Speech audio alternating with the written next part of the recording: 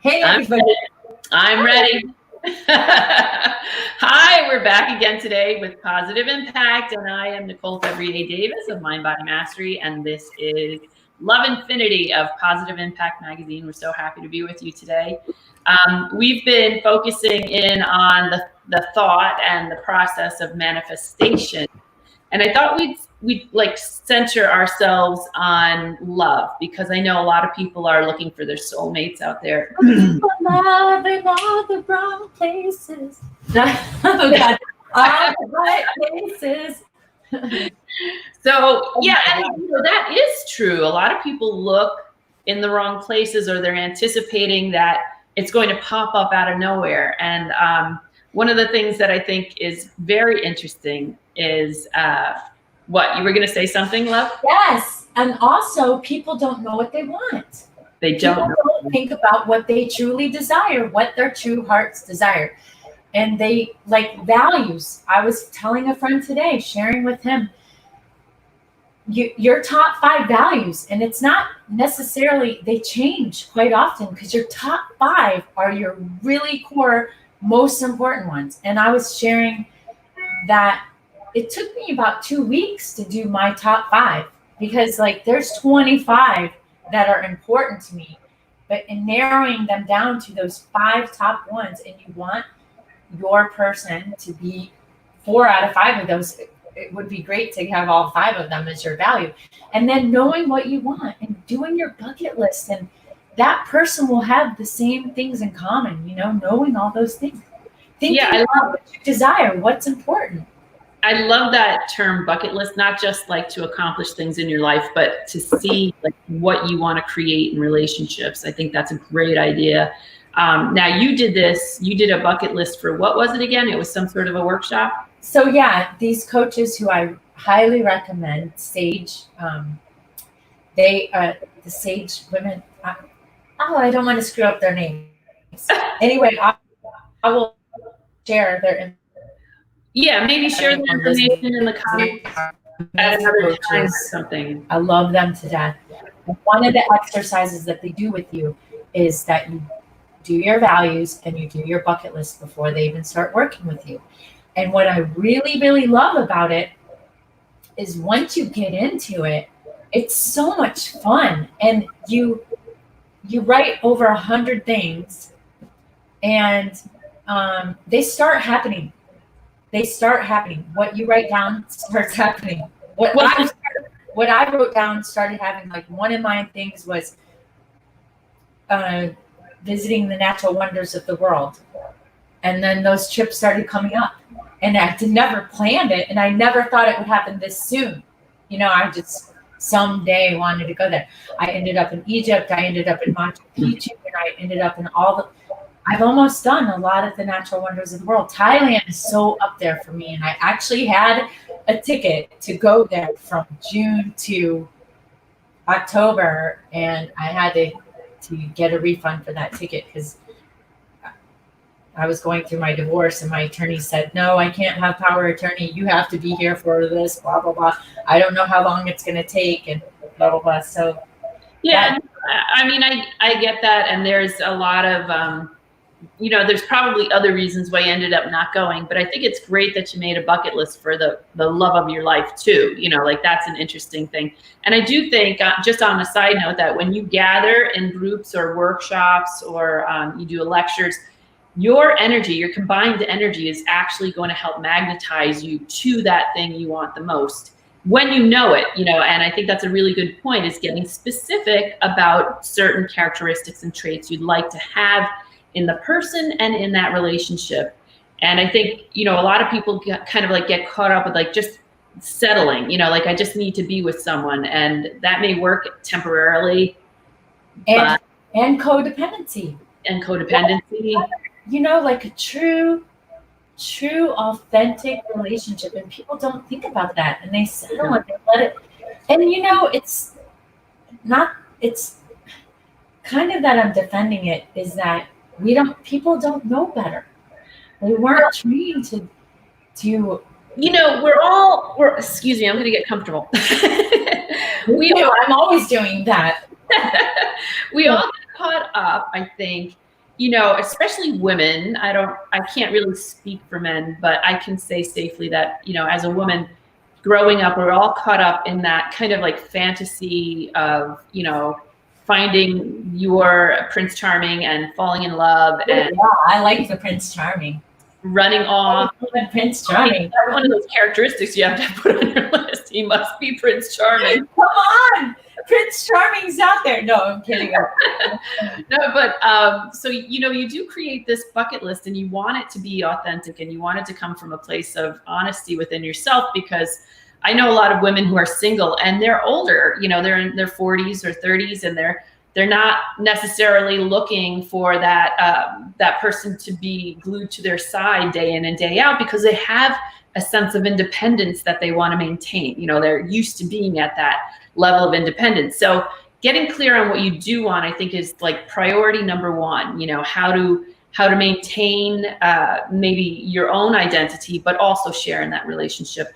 So like, you know, if you want someone with a sense of humor, if you want someone who loves art or the arts, or if you just want someone who's like a lumberjack, you know, have a clear sense of those characteristics. A lumberjack.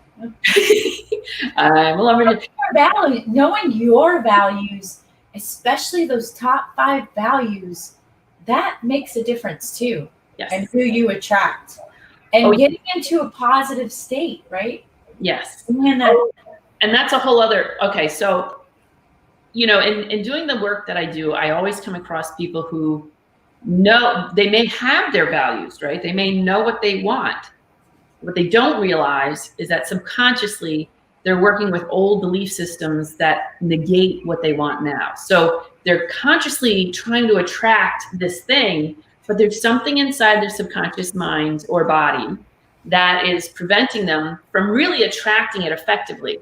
And so like, for instance, I'll work with someone and, you know, I'll say, listen, you know, let's focus in on, you know, your solar plexus. Like, so they want to come across very self-confident and self-assured in relationships, but the reality is that something they experienced as a child, maybe it could have been like a school experience, or maybe their father said, I don't like that color on you, and it stuck. You know, it just got ingrained in their brain. So that undermines that energy center that could potentially be magnetizing this very powerful, attractive person to them, because they're constantly fighting this subconscious barrier. So that's why I actually created the Be a Body Psychic workshop, so that people could kind of overcome those barriers. First of all, become aware of them. Like you said, a lot of people don't even realize, like, I'm not attracting the right thing because I keep attracting the wrong thing subconsciously. And how do you do that? It goes back to their childhood and going down that rabbit hole. It's not easy. You know, I was sharing with you that book that I read or listened to, Conscious Love. And they talk about that, and they use hundreds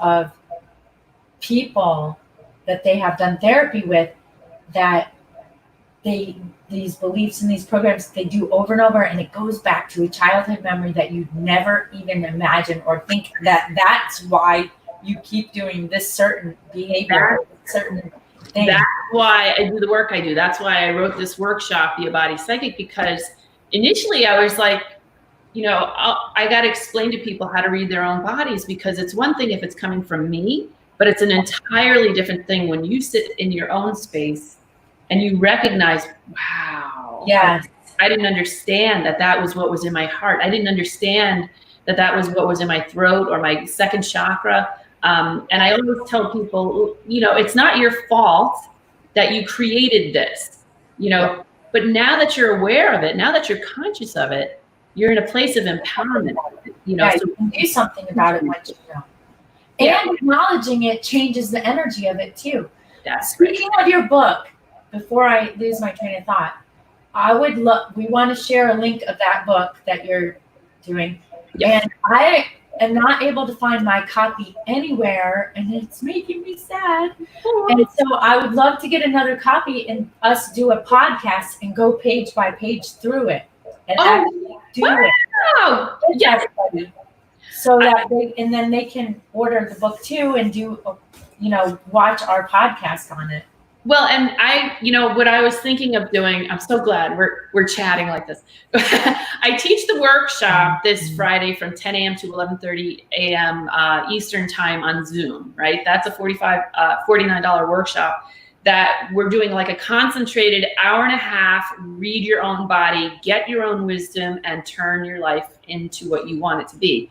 However, I have been already in this podcast dropping little visualizations that help, like the one we did with money, how we went into the root chakra and what we discovered in the root chakra. And that was really kind of, explicit in telling people how they can access the power of their own root chakra to help them make the income they want to. It sounds disparate. It sounds like it's two different things, but the reality is they're two very one and the same things, because you cannot attract the right kind of income if your root chakra is not balanced, if it's not in alignment with your goals. And that's the same with the heart chakra and the second chakra, the two chakras most important in relationships, right? And love.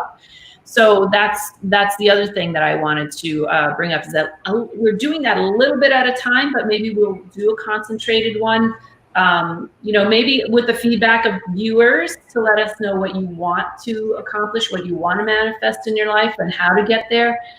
We can utilize some of the work that I've done with the Be a Body Psychic workshop. But so that's the first thing I think Love Infinity's right. Get your own ideals, like what's important to you. I know for me, it's really important to have creativity in a relationship. Like I hate when I see people that, they're like slaves to their computer. There's no creativity. There's no music. There's no, artwork anywhere. There's not an interest in dance or theater. I needed someone who was interested in creativity. I need somebody who's into music and dancing with me every night, and romance. I love romance. And there's a lot of people who don't like it, but let's keep taking turns. No. That's great. That's great. Keep going. What else? No, but and encourage,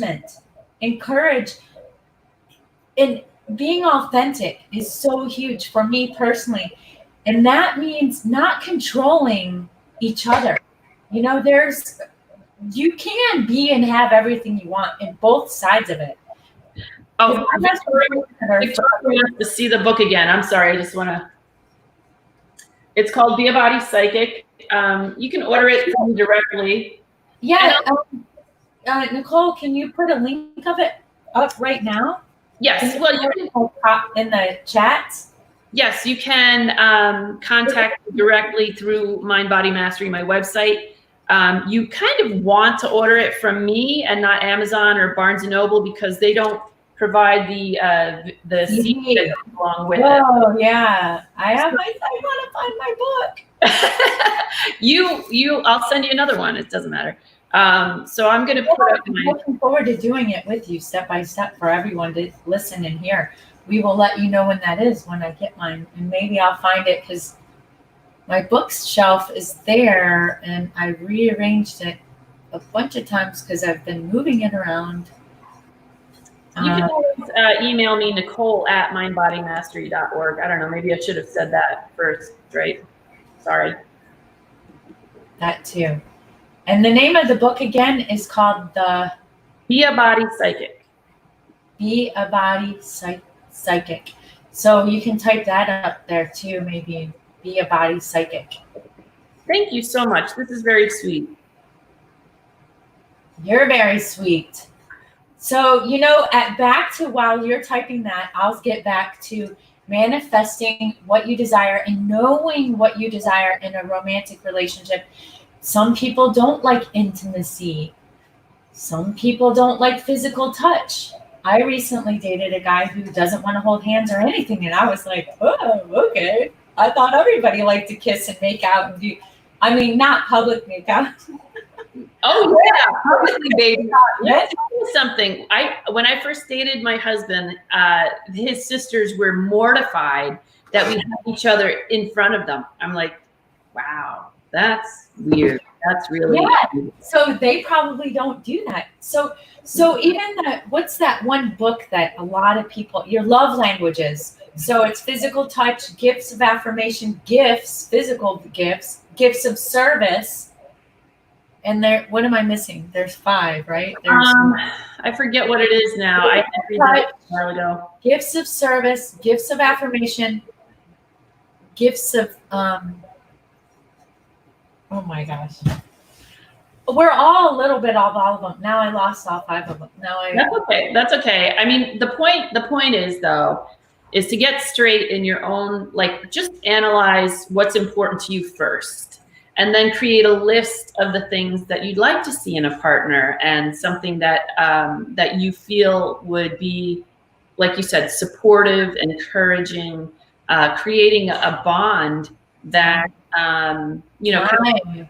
Quality time. That's what it is. Quality time. It's quality time, and you know, being emotionally available. Some people forget to think about that with the partners. That gets really hard.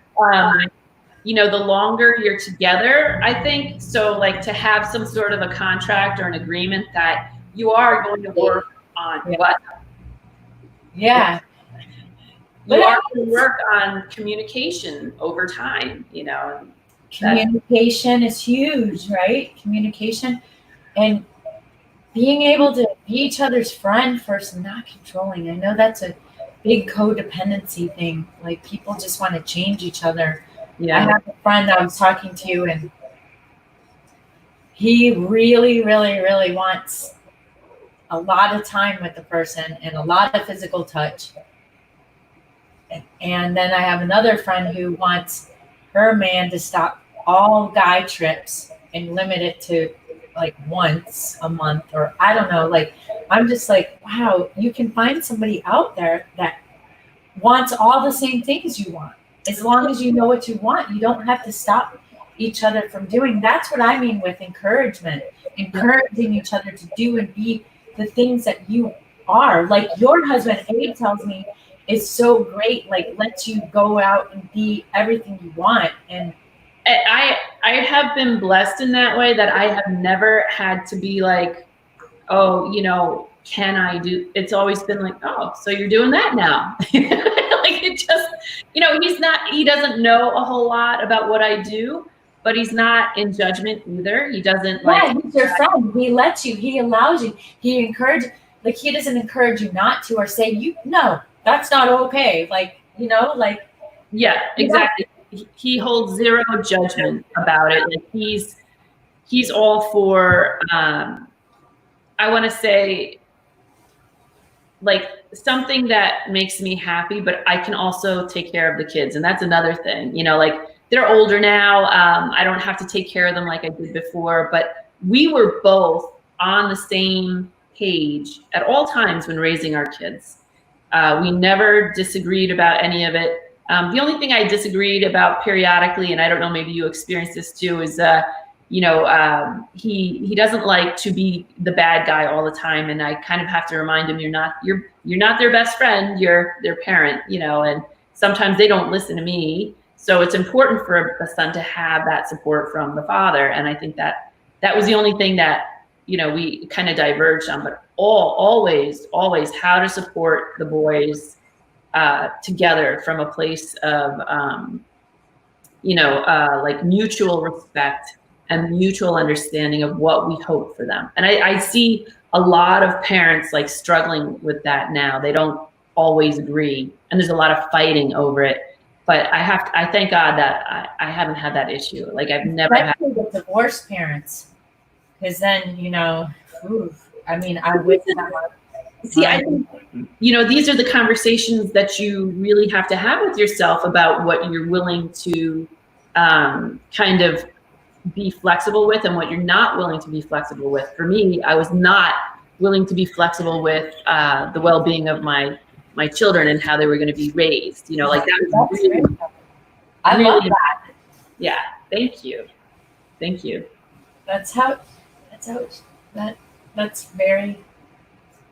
important. And that's something, you know, there's a book out there. I saw her on Oprah years ago, long time ago. I even think it was before I was married and had children. And it might be Lance Armstrong's first wife, because the book is about questions that you ask each other before you're married, because you don't know these things until they come up. And there's so many things in this book that wow, my doorbell's ringing. And it's loud. Wow, that's loud. I don't want to yell. Dominic, can you please answer the door? It's Geronimo. He's coming to pick up his yard stuff. Oh, I'm sorry. I didn't realize Victoria asked a question. Victoria, are you asking about the time of the workshop that I'm giving Friday? Or is that, I'm going to assume that's what it is, because I can't imagine that they would have to do with it. So, sorry, I might have to mute while you answer this question. What? Well, maybe not. Oh, no. They're working outside now. So. So you might see people in the background in a little bit. They're having work done? No, Geronimo's picking up his hot tub, his barbecue, his tables, his plants. Oh. A lot of stuff here still. Well, it's nice that, honestly, like, you're getting your space back. You know? Yeah, I love that. Yeah. So anyway, if you wanted to, I mean, I was going to try to do a love attainment meditation if you want, but yes. If you have a lot going on there, it might be kind of loud. No, let's do it. No, they're done now. She looks stressed. Love Infinity looks stressed. No, I'm just like totally not. I am yeah. Yeah. Okay. Here we go. So we always start with a prayer. So I'm going to start with a little prayer. In the name of the Father, and of the Son, and of the Holy Spirit, the Lord is my shepherd, I shall not want. In green pastures he gives me repose. Beside restful waters he leads me. He refreshes my soul. He leads me in right paths for his name's sake. And though I may walk the dark valley of evil, I fear no evil, for you are at my side with your rod and your staff that give me courage. You spread the table before me in the sight of my foes. You anoint my head in oil. My cup overflows. Goodness and kindness follow me all the days of my life, and I shall dwell in the house of the Lord for years and years thereafter, as it was in the beginning, is now, and shall ever be, world without end. Amen. Amen. Thank you. Dear God, please bless us all in this moment while we're exploring what it is that we want and need in relationships and would like to attract to ourselves. And I ask all the angels, all of our guiding angels, as well as ascended masters and anyone on the other side who can help us in a benevolent and happy way, please join our circle as we focus in and take a long, slow, deep breath. And as we exhale, the light now that surrounds our bodies and minds starts to get thicker and thicker. As you relax into your chair, your spine straightens out and becomes longer. And you take another long, slow, deep inhale. As you release all tension, all stress, and relaxing through your shoulders, you take another deep inhale. And as you exhale, you allow that stress relief, that deep relaxation to melt all of the muscles in your back, all of the muscles in your jaw. You take another long, slow, deep inhale. And as you exhale, the light now expands around you and starts to infuse every cell of your body. As you take another long, slow, deep inhale, the light infusing your body from all angles starts to relax your shoulders, your rib cage, and your hips.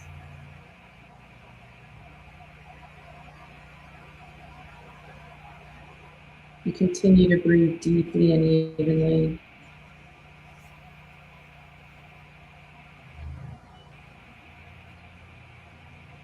And see yourself infused with a brilliant pink light.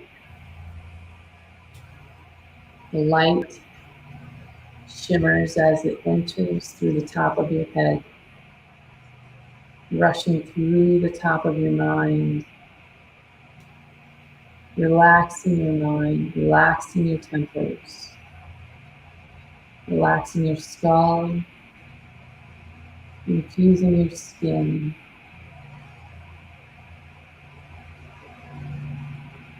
And you take another long, slow, deep inhale.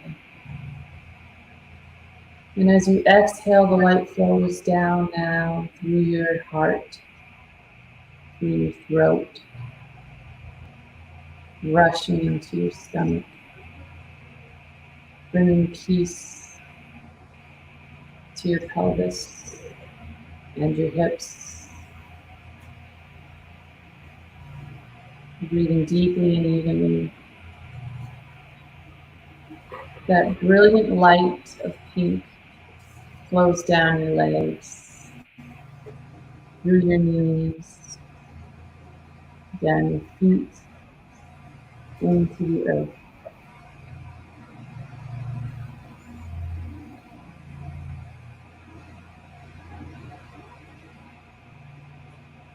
Taking long, slow breaths, you're aware of your posture.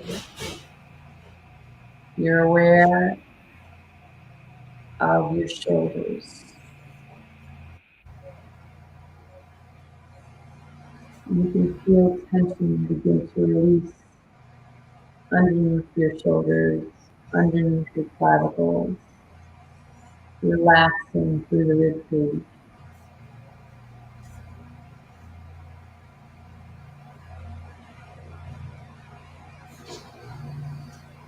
And I want you to drop your awareness down now into your heart.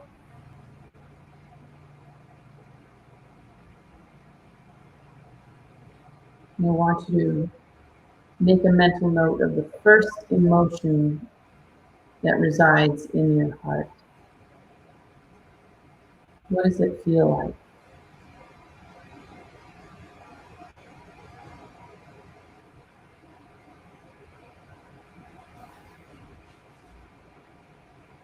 And then as you breathe, I want you to notice if it's easy for you to breathe. Taking deep breaths and exhaling. Do you breathe only in the upper part of your lungs, or can you fill your entire lung?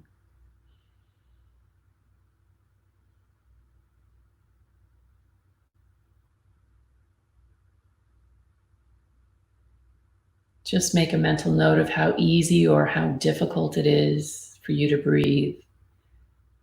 And then bring your awareness back into the heart. And get a sense of how easy it is for your heart to beat. How consistent it is.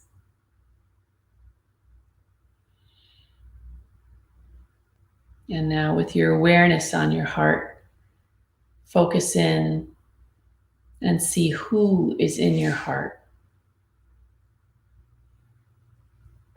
Who is holding your heart?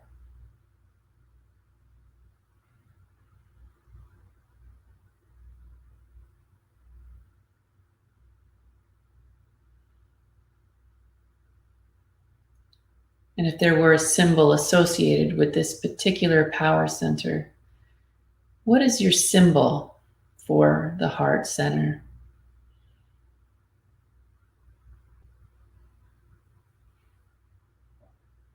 How do you perceive yourself inside your heart? And make a mental note if you feel comfortable, if you feel fearful, If you feel sorrow or anger,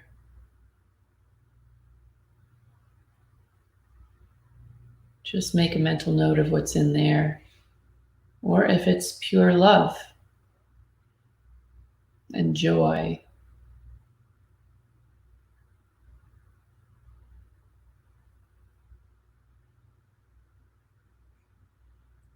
And if you had to now, ask your heart what it needs most. How would your heart respond?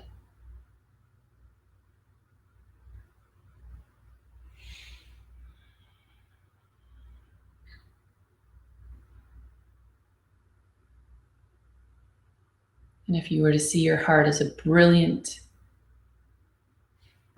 green color with pink surrounding it and light infused, would that feel different for you?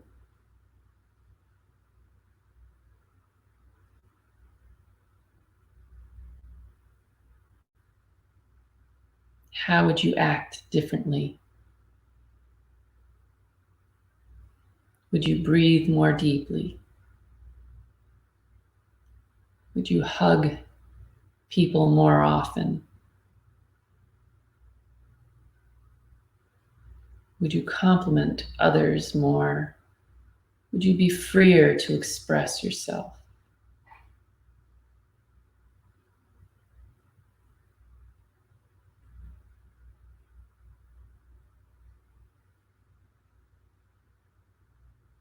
Just observe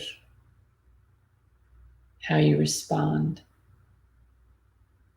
Make a mental note and then take another long, slow, deep inhale. Exhale and drop down now into the second chakra, in between the hips and your pelvis. And if your pelvis were the shape of a bowl, what would your bowl be made of?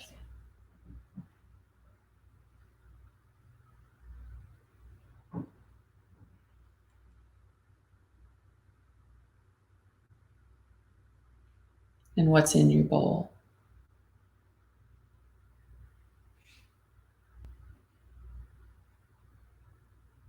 Does it feel heavy? Does it feel light? Is it balanced?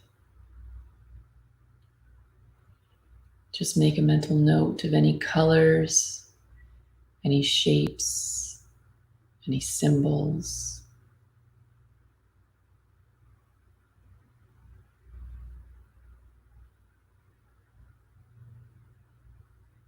When you feel comfortable that you've observed all you need to observe, take another long, slow, deep inhale.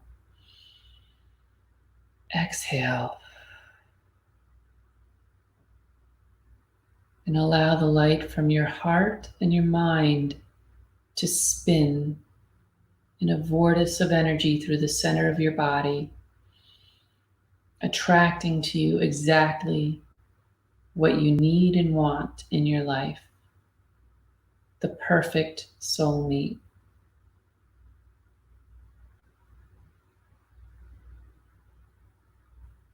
See yourself full of joy, a sense of completion, a sense of total support, intimacy, and love.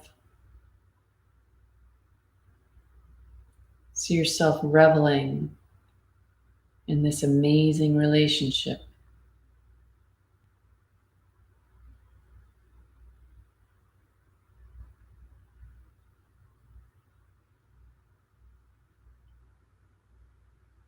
Take another long, slow, deep inhale.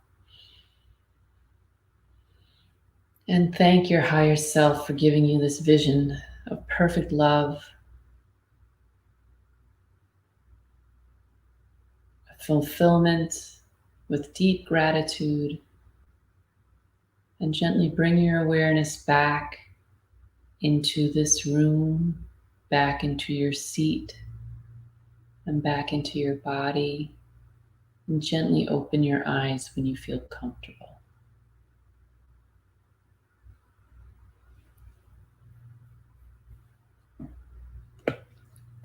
That was so beautiful. I was a little distracted because of the action that's happening here. Yeah, I know. I think a lot of people get distracted in the middle of the day. I do find, though, that when I talk about these meditations on other venues, you know, like Instagram or Twitter or whatever, that people are like, can I get that later? You know, like, so Yeah. they can do that another time. Just before bed is a good time, you know. Yeah, and we will edit these videos with all of our meditations that I do with you and every guest, and we'll have a page on Positive Impact with all the meditations. I think that's awesome that you do that. I'm so excited because I think a lot of people are lost. A lot of people ask me, you know, can you recommend an app that I can listen to? Can you, you know, tell me where to look? And sometimes I guide them toward, you know, the websites, the apps, and the YouTubes and things like that. But sometimes I think it's also just important to sit with no sound, you know, and just allow that feedback loop of your own mind and body to settle down and then to inform you, you know, of things that that can help you, you know. Yes. We put all this effort and energy into, you know, like, this is what I want, and prayer and speaking out your words and having that empower your actions. But sometimes it's good to just listen also, you know. That was beautiful. Thank you, Nicole. Thank you for today. So You're welcome. Friday we will talk about, we'll do a reading and a meditation. Yes, Friday we can do readings and meditations. If you are in the area, or you know, you're around the YouTube post that we put up, feel free to comment if you have any questions and ask any questions. The other thing I wanted to say is that, like, earlier in that day, I don't know, Love, if you're available, but you're welcome to join us on Zoom for send me the link, because I do have another podcast with Emily Grosh. She's a friend, a good friend of both Ryan Neese and I met her years ago, and she's doing extraordinary things, positive impact in the world. So I can't remember exactly what time it is actually. Let me see. I think it's in the morning, the same time. Oh yeah, 10 to 11:30. It's at 1. At 1. Okay, so maybe you could do it. Yes. Yay! Love to do it. So join us on that too. Yeah, sounds good. All right. Love you, sister. Everyone else, love you too. Have a beautiful, blessed day. You too. I love you. I love you. Ending See you later. Bye.